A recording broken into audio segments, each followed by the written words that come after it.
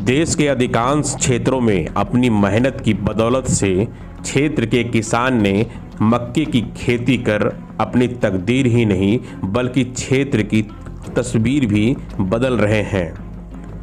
लेकिन झारखंड के साहिबगंज जिले के अधिकांश दियारा क्षेत्र में किसान दिन रात मेहनत कर मक्के की खेती तो करते हैं और उपज भी अच्छी होती है, लेकिन किसानों को औने पौने दामों में व्यापारियों के हाथ में बेचना पड़ता है, क्योंकि सरकार के द्वारा मकई को लेकर कोई मक्का खरीद केंद्र नहीं बनाया गया है और ना ही कोई सरकारी भाव तय किया गया है। बता दें कि मक्के की अच्छी पैदावार के कारण साहिबगंज जिला का दियारा क्षेत्र, जिसमें रामपुर, टोपरा, कारगिल, मखमलपुर, गदाई समेत अन्य दियारा क्षेत्रों में मक्का का कटोरा यानी हब बन चुका है। वर्तमान में यहां से भारी मात्रा में मकई की आपूर्ति देश विदेश में की जा रही है। जानकारी के अनुसार दियारा के कुल भूमि में आधे से अधिक भूमि पर मकई की खेती की जाती है। मकई के फसल साल में 2 बार की जाती है, लेकिन बड़े पैमाने पर इसकी खेती अक्टूबर से अप्रैल माह में होती है। अक्टूबर से फसल की बुआई शुरू होती है और मार्च से कटाई शुरू हो जाती है। 1 एकड़ में तकरीबन 35 से 40 क्विंटल तक की मकई की उपज होती है, परंतु किसानों को अन्य राज्य के तर्ज पर जो भाव मिलना चाहिए वो यहाँ के किसानों को नहीं मिल पाता है।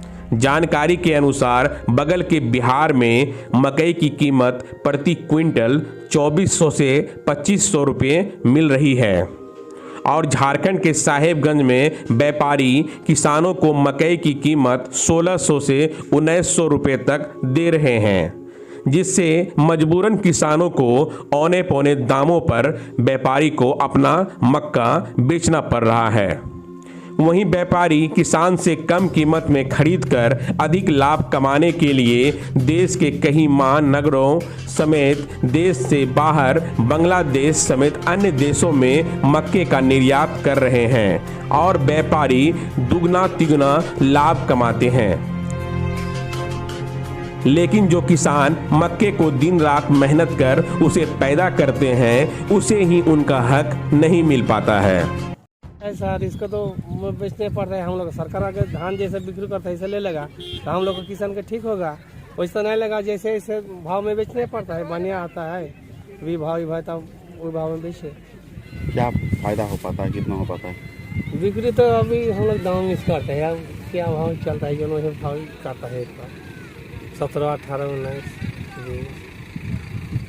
सरकार लेगा तो ठीक भाव से मिल जाएगा, हम लोग का व्यवस्था भी ठीक होगा, हर चीज़ के सुविधा मिलेगा। तब अब नहीं खाता बन करके तब जो भाव बोलता है वही भाव के बेचने पड़ता है धान के भाव।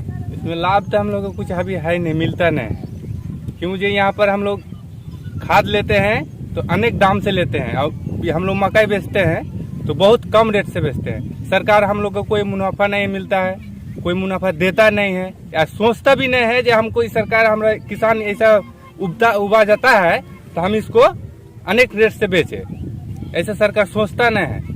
बस ऐसी ही सरकार कोई तरह से घींच पीच करके लेके जा रहा है, बस यही बात है। हम लोग को कुछ सुविधा नहीं मिल रहा है। किसान है कभी भी डूब जाता है तो कभी पानी के कारण फसल मर भी जाता है, ऐसा होता है। हाँ, सरकार अगर धान हम लोग का इसमें होता है खरीदता है तो हम लोग का मुनाफा और ज़्यादा होगा।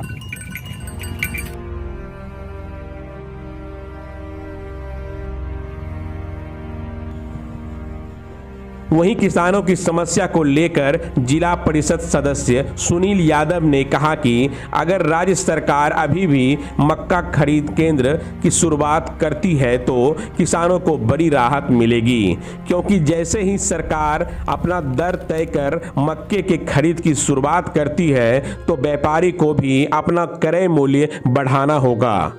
अभी तक कोई खरीदारी नहीं होने के कारण किसान व्यापारियों को और बिचौलियों को औने पौने दाम पर मक्का बेच रहे हैं। देखिए, साहेबगंज सदर प्रखंड कृषि के लिए बहुत महत्वपूर्ण माना जाता है और हम खुद किसान हैं और मकई है, गेहूँ है और दलहन है, इस सब चीज़ पर हमने पूर्व में भी जिला परिषद बोर्ड की बैठक में इसका मांग किए थे कि इसका कुछ ना कुछ सरकारी दर निर्धारित हो।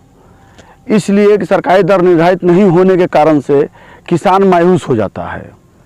मायूस इसलिए हो जाता है, लागत हो जाता है पूरा, और जब किसान जाता है बेचने के लिए मार्केट में तो 2500 रुपया अगर खरीदारी से लागत करता है तो उसका बिक्री होता है 1200, 1300, हाई एस्टेट 1500 तक जाता है, इससे बेसी नहीं जाता है।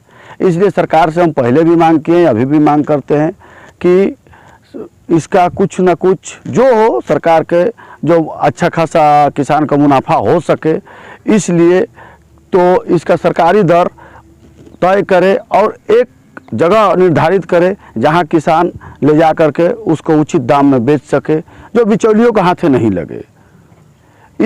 और ये अभी हम लोग आप एरिया देख रहे होंगे, ये पूर्ण किसान है और ये खुद का ये हमारा ही मकई है, हमारा ये बसा है। हरिप्रसाद पंचायत इस एरिया का नाम है और इस एरिया में हरिप्रसाद पंचायत है, मखमलपुर उत्तर है, दक्षिण है, किशन प्रसाद है और मुसहरी वसहरी वगैरह सब बहुत किस्म का, इस सब में एरिया ही पूरा किसान का चीज़ है।